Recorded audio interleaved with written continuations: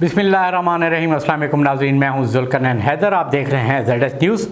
नाज़रीन, आज की अहम तरीन जो ख़बर है वो है सुप्रीम जुडिशल काउंसिल को लिखा गया ख़त जस्टिस काजी फ़ाइज़ ईसा की जानिब से। ये ख़त क्यों लिखा गया है, इसके पीछे ब्रीक वारदात क्या है, और फिर अचानक से पार्लिमानी कमेटी का इजलास भी तलब कर लिया जाता है। इस हवाले से मुकम्मल तफसीलात जो है उससे आपको आगाह करते हैं।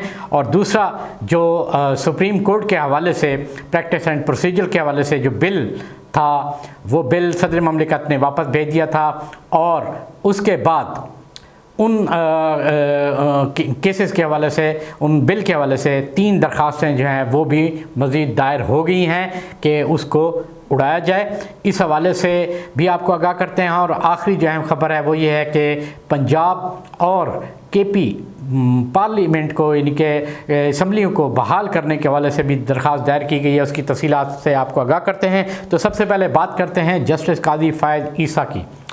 जी, जस्टिस काजी फ़ाइज़ ईसा साहब की जानिब से एक ख़त जो है वो जुडिशल कमीशन के अरकान को लिखा गया है। जुडिशल कमीशन के 9 अरकान हैं, उन सब को ये लिखा गया है। और उस ख़त में ये कहा गया है कि काफ़ी अरसे से 2 जो सीटें हैं वो खाली हैं, उनको फौरी तौर पे पुर किया जाए। और उसमें उन्होंने नाम भी सजेस्ट किए हैं, जिसमें उन्होंने कहा जी कि सिंध हाई कोर्ट के जो चीफ़ जस्टिस हैं जस्टिस शेख अली अहमद, और पेशावर हाई कोर्ट की चीफ़ जस्टिस मुसर्रत हिलाली, उनके नाम भी उन्होंने सजेस्ट कर दिए हैं कि उनको फौरी तौर पे सुप्रीम कोर्ट लाया जाए।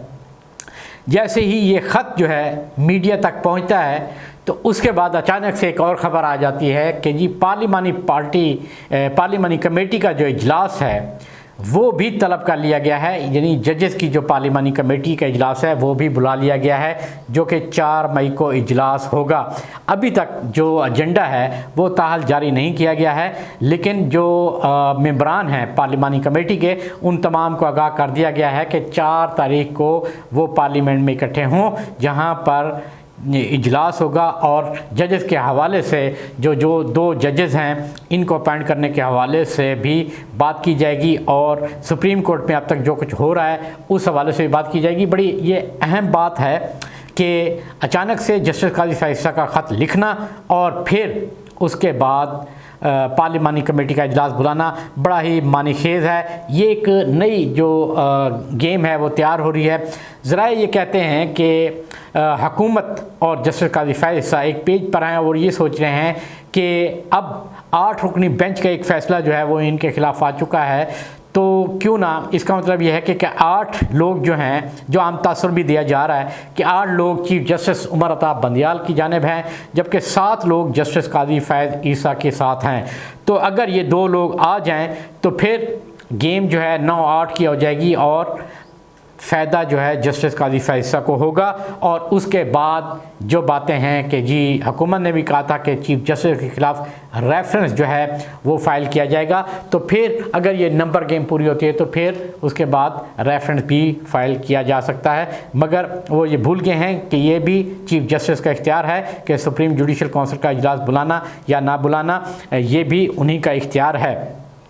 चीफ़ जस्टिस के ख़िलाफ़ आइन के आर्टिकल 209 के तहत एक तरीक़ाकार है, उसके तहत ही उनको हटाया जा सकता है। मगर अभी उससे कब जो है ये कोशिश की जा रही है कि नंबर गेम जो है वो पूरी की जाए, और प्रॉपर एक साजिश के तहत ये अब सुप्रीम कोर्ट में जो है ग्रुप बंदी वो मुकम्मल तौर पे तैयार कर ली गई है, और इसीलिए इन 2 जजेस का भी नाम जो है वो सजेस्ट किया गया है। सवाल बड़ा अहम है कि जस्टिस काजी फ़ाइज़ ईसा ही को क्यों ये सारा मसला होता है, वही बार बार क्यों ख़त लिखते हैं, और बाकी जो जुडिशल कमीशन के जो रुकन हैं कौंसल के, वो क्यों नहीं लिखते, वो इस हवाले से क्यों खामोश होते हैं। तो ये बड़ा ही मानीखेज़ है। और वो ख़त लिखा जाता है और फिर 4 मई को ये इजलास जो है वो बुला लिया जाता है। तो नंबर गेम तैयार किया जा रहा है ताकि सुप्रीम कोर्ट में जो अपनी गिरोहबंदी है उसको मुकम्मल किया जा सके। चीफ जस्टिस को हटाने के हवाले से और भी तरीके तो ढूंढे जा रहे हैं, तलाश किए जा रहे हैं, मगर वो इतना आसान नहीं है कि उनको हटाया जाए। एक जो पहले तजवीज़ दी गई थी कि क्यों ना उम्र की हद जो है वो कम कर दी जाए ताकि ये पहले ही सितंबर से पहले ही रिटायर हो जाएं, मगर अभी तक वो भी नहीं कर सके। इस वक्त रस्साकशी जारी है और 3 जो दरखास्तें हैं वो भी दायर हो चुकी हैं कि जो बिल सुप्रीम कोर्ट के ख़िलाफ़ पास हुआ था चीफ जस्टिस के इख्तियारात महदूद करने के लिए, सो मोटो के हवाले से, उस हवाले से भी 3 दरखास्तें जो हैं वो भी दायर हो गई हैं, उनको नंबर भी लाट हो चुके हैं और उन दरखास्तों को भी जो 2 मई को समाअत होनी है उसके साथ क्लब कर दिया जाएगा। और अहम जो सवाल है लोग ये कर रहे हैं कि जी सुप्रीम कोर्ट आम इंतखाबात के हवाले से जो पंजाब के हवाले से जो सुप्रीम कोर्ट ने हुक्म दिया था उस पर अब भी सुस्त नहीं है सुप्रीम कोर्ट, क्योंकि अपना आर्डर वाज़ेह तौर पे दे चुकी है 14 मई। अब ये हुकूमत पर है, इलेक्शन कमीशन पर है कि वो 14 मई को इलेक्शन करवाते हैं या नहीं करवाते। अगर नहीं कराते तो फिर आइन की खिलाफ वर्जी साबित हो जाएगी और उसके बाद फिर सुप्रीम कोर्ट जो कार्रवाई करना चाहेगी वो कार्रवाई करेगी। वो पूरी हुकूमत भी फ़ारिग हो सकती है, काबीना भी पूरी फ़ारिग हो सकती है। जो तौहीन अदालत के मुर्तकब होंगे, सिर्फ मुर्तकब तौहीन अदालत के नहीं होंगे बल्कि इस दफ़ा आइन के मुर्तकब होंगे। आइन का यानी आइन की ख़िलाफ़ वर्जी होगी मुकम्मल तौर पे, आइन को सबूताज़ करने की पूरी कोशिश होगी। इस हवाले से जो है वो इंतज़ार है कि अब हुकूमत क्या करती है 14 मई तक। उससे पहले जो है जो पेश रफ्त रिपोर्ट है वो चलती रहेगी और सुप्रीम कोर्ट ने वज़ारत ख़ज़ाना से भी रिपोर्ट मांगी हुई है कि अब तक क्यों नहीं पैसे दिए। तो ये सारी वो चीज़ें हैं जो 14 मई तक ये सिलसिला जारी रहेगा। लेकिन कुछ ज़रा ये भी कहते हैं कि 10 मई के करीब कोई बड़ा ही फ़ाइनल राउंड होगा जिसमें सब चीज़ें क्लियर हो जाएंगी, तख्त या तख्ता वाली जो सूरत हाल है वो पैदा हो सकती है।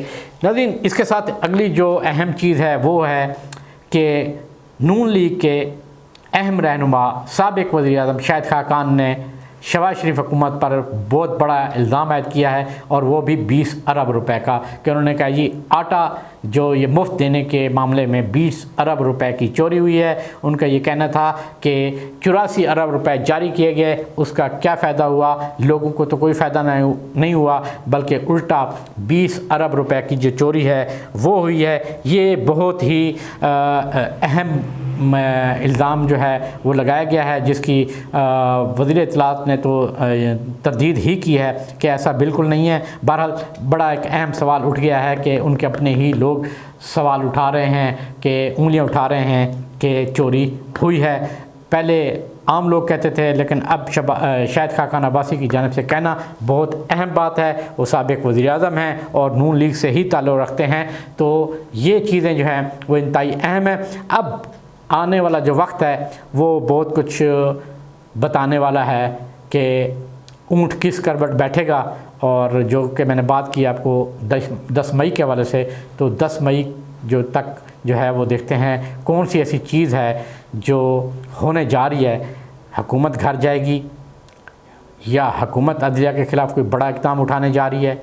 ये वो सारी चीज़ें हैं जो 10 मई तक इम्कान ज़ाहिर किया जा रहा है कि कंक्लूड हो जाएंगी और उसके बाद जो है कहानी किसी और तरफ चल पड़ेगी। नाज़रीन, ये थी आज की ताज़ा तरीन। इंशाअल्लाह अगली ख़बर के साथ फिर हाज़िर होऊंगा, तब तक के लिए अल्लाह हाफ़िज़।